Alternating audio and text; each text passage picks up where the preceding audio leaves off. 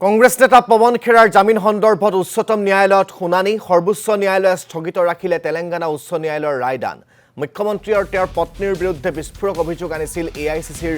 media বিভাগৰ অধ্যক্ষ পৱন খেৰাই ইয়াৰ পিছতেই পৱন খেৰাৰ বিৰুদ্ধে গোচৰ ৰুজু কৰিছিল ৰিণিকী ভূঞা শৰ্মাই অভিযোগৰ ভিত্তিত অসম আৰক্ষীয়ে দিল্লীলৈ বিচাৰি গৈছিল পৱন খেৰাক কিন্তু ইয়াৰ মাজতে হায়দৰাবাদ উচ্চ ন্যায়ালয়ৰ পৰা এসপ্তাহৰ বাবে জামিন লাভ কৰিছিল পৱন খেৰাই এতিয়া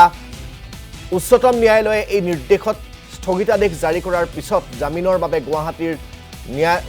উচ্চ ন্যায়ালয়ৰ কাষ চাপিব লাগিব পৱন খেৰাই ৩ সপ্তাহৰ পিছত পুনৰ পৱন খেৰা সন্দৰ্ভত শুনানি হ'ব উচ্চতম ন্যায়ালয়ত আমি গোটেই ঘটনাটো সন্দৰ্ভত জানিবৰ বাবে এই মুহূৰ্তত আমাৰ নতুন দিল্লীৰ সাংবাদিক প্ৰাঞ্জল পৰিম দাসৰ সৈতে পোনপটীয়াকৈ ফোনযোগে সংযোগ স্থাপন কৰিছোঁ প্ৰাঞ্জল পৰিম দাস বা পৱন খেৰাৰ জামিন সন্দৰ্ভত যিহেতু উচ্চতম ন্যায়ালয়ত শুনানি গ্ৰহণ কৰা হৈছিল য'ত সৰ্বোচ্চ ন্যায়ালয়ে স্থগিত ৰাখিছে তেলেংগানা উচ্চ ন্যায়ালয়ৰ ৰায়দান বিষয়টো সন্দৰ্ভত সবিশেষ জানিব বিচাৰিছোঁ নিশ্চয়কৈ ৰাজদীপ 10 এপ্ৰিলত তেলেংগানা উচ্চ ন্যায়ালয়ে যিটো ৰায়দান দিছিল অগ্ৰিম জামিন দিছিল পৱন খেৰা কংগ্ৰেছ নেতা আৰু তেওঁ যিখিনি অভিযোগ আনিছিল মুখ্যমন্ত্ৰী আৰু মুখ্যমন্ত্ৰীৰ পত্নীৰ বিৰুদ্ধে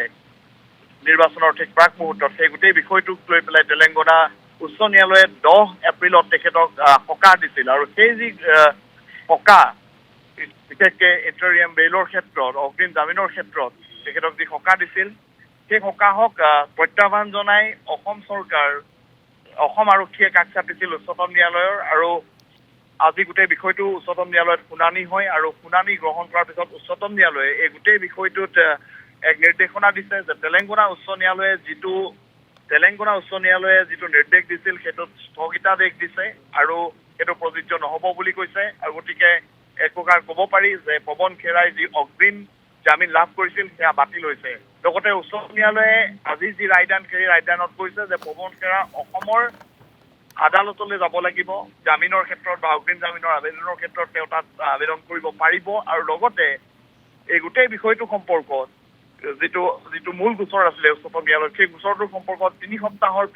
সপ্তাহৰ পিছত উচ্চতম ন্যায়ালয়ে পুনৰ শুনানি গ্ৰহণ কৰিব ৰাজদীপ ধন্যবাদ জ্ঞাপন কৰিছোঁ সবিশেষ জনোৱাৰ বাবে প্ৰাঞ্জল প্ৰতিম দাস